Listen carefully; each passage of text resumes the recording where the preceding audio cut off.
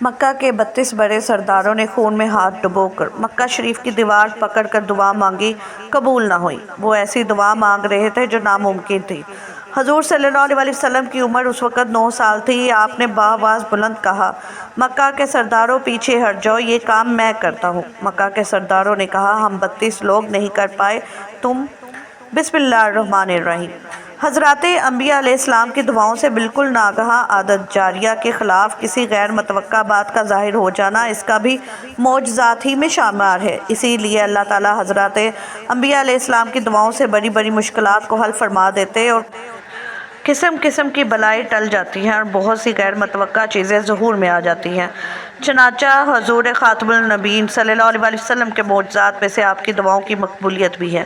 آپ صلی اللہ علیہ وسلم نے جب بھی مشکلات یا طلب حاجات کے وقت خدا کی امداد غیبی کا سہارا ڈھونڈتے ہوئے دعائیں مانگی تو ہر موقع پر اللہ تعالیٰ نے آپ کی دعاؤں کے لیے مقبولیت کا دروازہ کھول دیا اور آپ کی دعاؤں سے ایسی ایسی خلاف امید اور غیر متوقع چیزیں عالم وجود میں آ گئی کہ جن کو معجزات کے سوا کچھ نہیں کہا جا سکتا۔ ان میں سے چند معجزات کا تذکرہ حسب ذیل ہے۔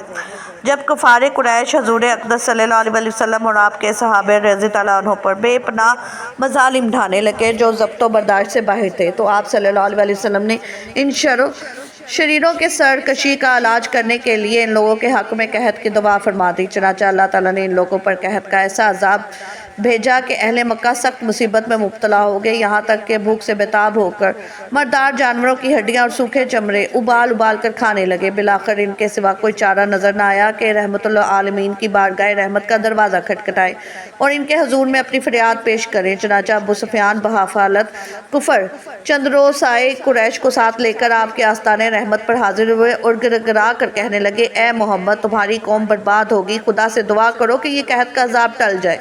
آپ کو ان لوگوں کی بے قراری اور گریہ زاری پر رحم آ گیا۔ چنانچہ آپ نے دعا کے لیے ہاتھ اٹھائے، فوراً ہی آپ کی دعا قبول ہوئی اور اس قدر زوردار بارش ہوئی کہ سارا عرب سیراب ہو گیا اور اہل مکہ کو قحط کے عذاب سے نجات ملی۔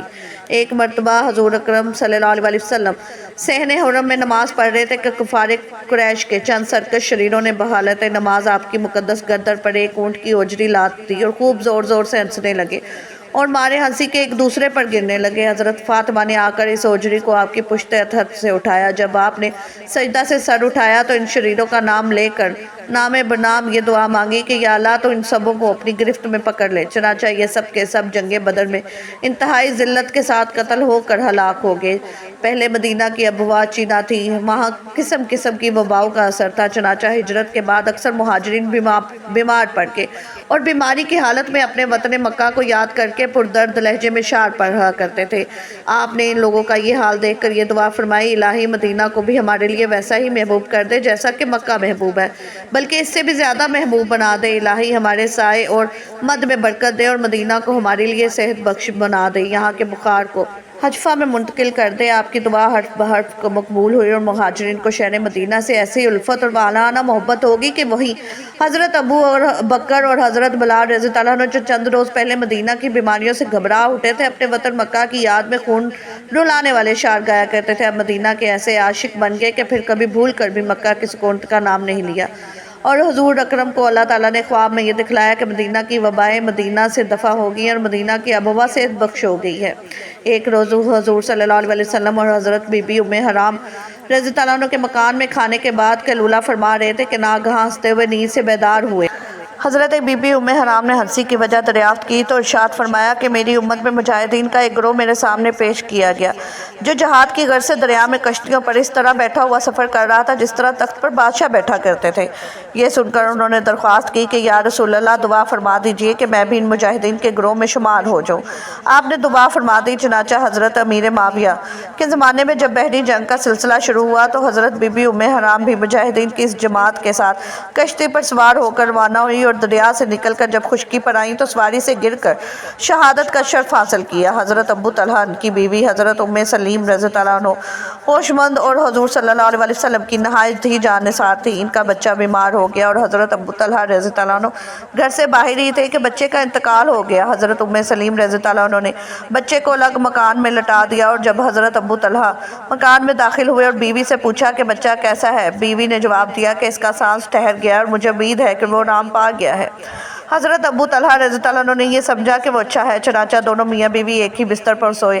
لیکن صبح کو جب ابو طلحہ غسل کر کے مسجد نبوی میں نماز فجر کے لیے جانے لگے تو بیوی نے بچے کی موت کا حال سنا دیا۔ حضرت ابو طلحہ نے رات کا سارا ماجرا بارگاہ نبوت میں عرض کیا تو آپ صلی اللہ علیہ وسلم نے ارشاد فرمایا کہ مجھے امید ہے کہ خداوند تعالیٰ تمہاری آج کی رات میں برکت عطا فرمائے گا۔ چنانچہ اس رات کی برکت مقررہ مہینوں کے بعد ظاہر ہوئی کہ حضرت ابو طلحہ کے فرزند حضرت عبداللہ رضی اللہ عنہ پیدا ہوئے اور حضور اقدس صلی اللہ علیہ وسلم نے ان کو اپنی گود میں بٹھا کر اور رجوع کھجور کو چبا کر ان کے منہ میں ڈالا اور ان کے چہرے پر اپنا دست رحمت پھیر دیا اور عبداللہ نام رکھا۔ ایک انصاری حضرت عبایہ بن رفاع رضی اللہ عنہ کا بیان ہے کہ دعائے نبوی کی برکت کا یہ اثر ہوا کہ میں نے ابو طلحہ کی 9 اولادوں کو دیکھا جو سب کے سب قرآن مجید کے قاری تھے۔ حضرت جریر بن عبداللہ صحابی رضی اللہ عنہ گھوڑے کی پیٹھ پر جم کر بیٹھ نہیں سکتے تھے۔ حضور اقدس صلی اللہ علیہ وسلم نے ان کو ذوالفقار کے بت خانے کو توڑنے کے لیے بھیجنا چاہا تو انہوں نے یہی عذر پیش کیا کہ یا رسول اللہ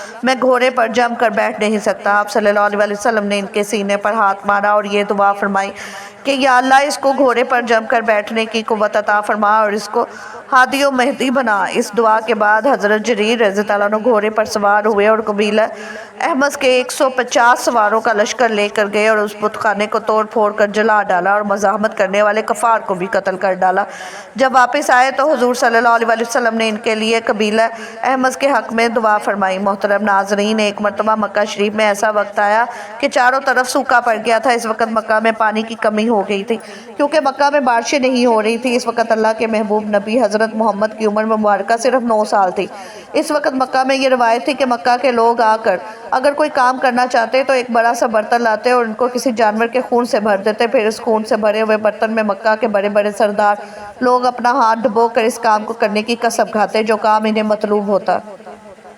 یہ ان کا دعا مانگنے کا طریقہ تھا۔ جب مکہ میں بارش آنا بند ہوگی تو مکہ کے لوگوں نے ایک بڑا سا برتن منگوایا اور اس کو جانور کے خون سے بھر دیا۔ پھر مکہ کے بڑے بڑے سردار لوگوں نے اس خون سے بھرے برتن میں اپنے ہاتھ ڈبوئے اور قسم کھا کر کہنے لگے کہ مکہ میں پانی کی کمی ہو گئی ہے، ہمارے بچے اور جانور مرنے والے ہیں، اس لیے ہم سب قسم کھاتے ہیں کہ آج رات ہم کعبہ کے پاس جائیں گے اور کعبہ کی دیوار کو پکڑے رکھیں گے۔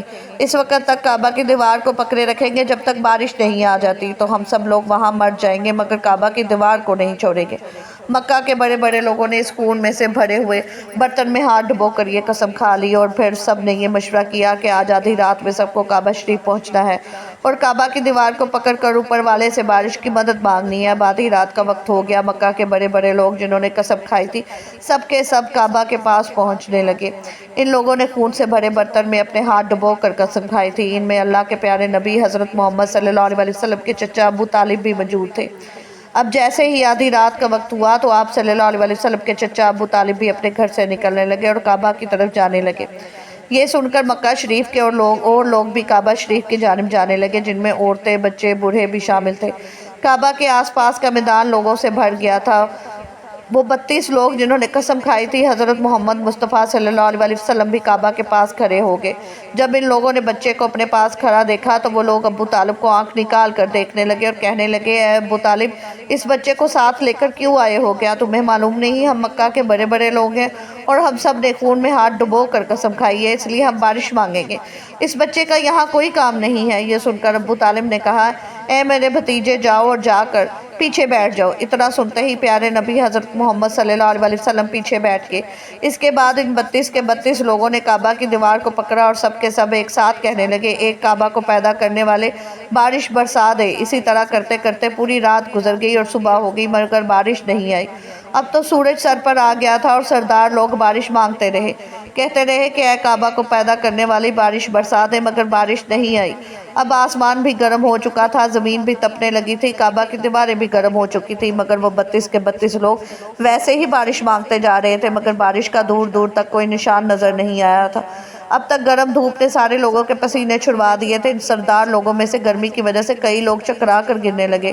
اتنے میں سے کسی نے پیچھے سے ابو طالب کا کپڑا پکڑا۔ ابو طالب نے جیسے ہی پیچھے مڑ کر دیکھا تو بھتیجا محمد کھڑا تھا۔ اپنے بھتیجے کو اپنے پاس دیکھ کر ابو طالب کہنے لگے اے محمد، تم یہاں پر کیوں آئے ہو؟ یہ سن کر حضرت محمد کہنے لگے اے چچا جان، مجھے بھی آنے دو، میں آؤں گا، اوپر والا بارش برسا دے گا۔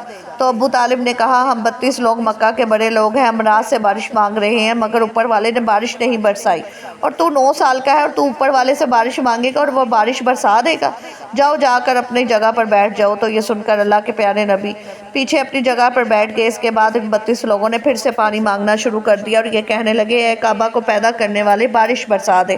اس طرح سے 2 سے 3 گھنٹے اور بیت کے پانی نہیں آیا اور نہ ہی پانی آنے کی کوئی امید نظر آئی۔ اتنے میں پھر سے ابو طالب کو آ کر کسی نے پکڑا اور جیسے ہی ابو طالب نے پیچھے مڑ کر دیکھا تو آپ صلی اللہ علیہ وسلم کھڑے تھے۔ یہ دیکھ کر چچا طالب کہنے لگے اے بھتیجے محمد تو یہاں کیوں آیا ہے؟ یہ سن کر اللہ کے پیارے نبی حضرت محمد صلی اللہ علیہ وسلم کہنے لگے اے چچا میاں پھر سے کوئی پانی مانگنے نہیں آیا، میں تو آپ کا پسینہ صاف کرنے آیا ہوں۔ پھر آپ صلی اللہ علیہ وسلم نے اپنی چادر سے اپنے چچا ابو طالب کا پسینہ صاف کیا۔ یہ دیکھ کر چچا کا اپنے بھتیجے پر پیار ابھر آیا اور ساتھ ہی اپنے بھتیجے کو گلے لگا لیا۔ جیسے ہی ابو طالب نے گلے سے لگایا تو اللہ کے پیارے نبی پھر سے کہنے لگے چچا مجھے بھی آنے دو، میں ایک کام کروں گا اور اوپر والا بارش برسا دے گا۔ یہ سن کر چچا ابو طالب کچھ کہنے ہی والے تھے، ان 32 لوگوں میں سے کسی ایک نے یہ بات سن لی اور وہ زور سے کہنے لگا اے مکہ کے لوگو بارش آ گئی۔ یہ سن کر سب نے کہا اے پاگل بارش کہاں آئی؟ وہ شخص کہنے لگا میں نے سنا ہے کوئی محمد کہہ رہا ہے کہ میں یہ کام کروں گا تو بارش آ جائے گی۔ حضرت محمد مصطفیٰ صلی اللہ علیہ وسلم کعبہ کے پاس آ گئے اور سب سے کہنے لگے تم لوگ یہ کیا کر رہے ہو؟ ان لوگوں نے کہا ہم سب یہاں بارش مانگ رہے تھے۔ تو آپ صلی اللہ علیہ وسلم نے کہا اس وقت میں کہاں پر تھا؟ تم ہمارے پیچھے تھے۔ آپ نے کہا جب تم بارش مانگ رہے تھے اس وقت میں پیچھے تھا، اب میں بارش مانگنے آیا ہوں تو سب پیچھے چلے جاؤ۔ یہ بات سن کر 32 لوگوں میں سے 20 لوگ پیچھے چلے گئے مگر ان میں سے 12 لوگ کھڑے رہے اور کہنے لگے یہ 9 سال کا بچہ آگے رہے گا اور ہم مکہ کے بڑے بڑے لوگ پیچھے رہیں گے تو ہماری ناک کٹ جائے گی، ہم پیچھے نہیں جائیں گے۔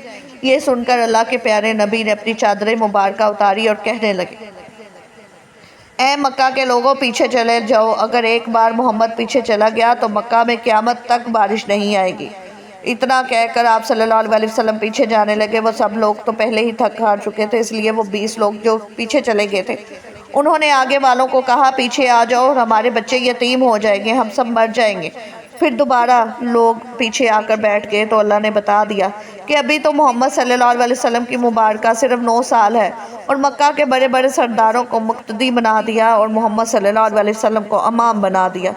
وہ پیچھے والے سب لوگ غصے میں تھے، اس لیے زور زور سے کہنے لگے اے محمد اب تو ہم لوگ پیچھے آ گئے ہیں، اب تو بارش مانگ لو۔ یہ سن کر اللہ کے نبی صلی اللہ علیہ وسلم پیچھے مڑے اور کہنے لگے اے لوگو تم نے پانی مانگا تھا اس لیے تم چاہتے ہو کہ میں بھی پانی مانگوں، اور پھر تمہارے اور میرے میں کیا فرق رہ جائے گا؟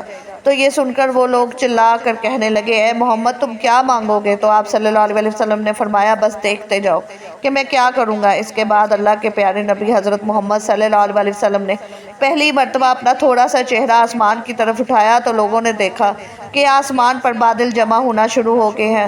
دوبارہ اللہ کے نبی نے آسمان کی طرف تھوڑا اور مبارک چہرہ اٹھایا، اتنے میں آسمان سے بارش برسنا شروع ہو گئی۔ تیسری مرتبہ اللہ کے نبی نے اپنا پورا چہرہ مبارک آسمان کی طرف اٹھایا تو پورے مکہ میں زور سے بارش شروع ہو گئی اور دیکھتے ہی دیکھتے ہر طرف پانی ہی پانی ہو گیا۔ یہ دیکھ کر مکہ کے لوگ بہت خوش ہو گئے اور بارش پہ بھیگتے ہوئے یا محمد کہتے ہوئے اپنے گھروں کی طرف دوڑنے لگے۔ اتنے میں اللہ کی طرف سے آواز آئی اے میرے محبوب آپ نے اتنی تکلیف کیوں اٹھائی؟ آپ نے اپنا چہرہ آسمان کی طرف کیوں اٹھایا؟ صرف انگلی کا اشارہ فرما دیتے تو میں بارش برسا دیتا۔ سبحان اللہ۔ یہ ہے ہمارے نبی کی شان۔ ناظرین ہم تو بڑے خوش قسمت ہیں، نصیب والے ہیں، ہمارے نبی اتنے شان والے ہیں۔ نبیوں نے بھی دعا کی ہمیں قیامت کے دن آپ صلی اللہ علیہ وسلم کی امت سے اٹھانا۔ اتنا جلیل القدر نبی ہمارا ہے۔ اللہ تعالی ہمارے نبی کریم کے احکامات پر چلنے کی توفیق عطا فرمائے اور تمام مسلمانوں کو اپنی حفظ و ایمان میں رکھے، آمین یا رب العالمین۔ جزاک اللہ خیر۔ ناظرین کمنٹ باکس میں اللہ تعالیٰ کے 99 ناموں میں سے ایک نام ضرور ٹائپ کریں۔ شکریہ۔